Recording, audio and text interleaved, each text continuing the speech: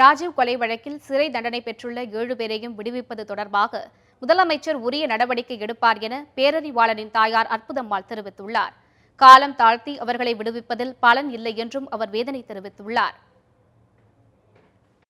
இந்த நாட்டின் தந்தை மகாத்மா காந்தி அவரை சுட்ட வழக்கிலேயே 16 ஆண்டுக்கெல்லாம் விடுதலை கிடைச்சிடுச்சு. அது காங்கிரஸ் அரசு தான் அப்போ மத்திய அரசாக இருந்தது.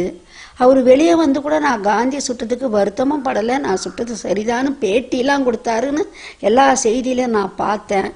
அப்படிப்பட்ட ஒரு நாட்டில் இந்த கொலைக்கே தொடர்பில்லாத என் பையன் 25 வருஷமாக சிறையில் வாழ்க்கையை ஓட்டிட்டான். 19 வயசு குழந்தை என் பிள்ளை உள்ளே போகும்போது இன்றைக்கி அவனுக்கு 43 வயசு ஆகுது.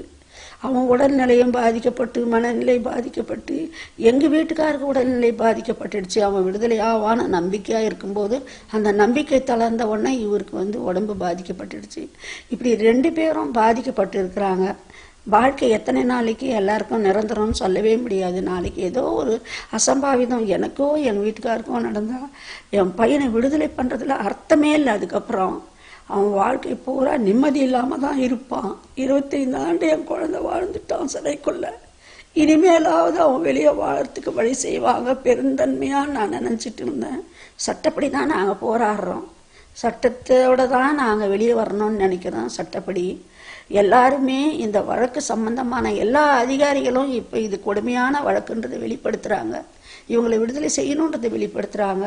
இவங்க நிரபராதிகள் தான் அப்படின்றத வெளிப்படுத்துகிறாங்க. ஆனால் எல்லாரும் கோர்ட்டு தீர்ப்பு சொல்லிடுச்சு, இவங்க குற்றவாளிகள் முடிவு பண்ணிடுச்சு அப்படின்னு சொல்கிறாங்க. அந்த செக்ஷனை வச்சு விவாதம் நடந்து அது ஒரு நாடகம் மாதிரி ஆகி இவங்களுக்கு தீர்ப்பு சொன்னது உலகமே அறியும். அந்த தீர்ப்பை யாரை இப்போ கருத்தில் எடுத்துக்கிறதாவே இல்லை.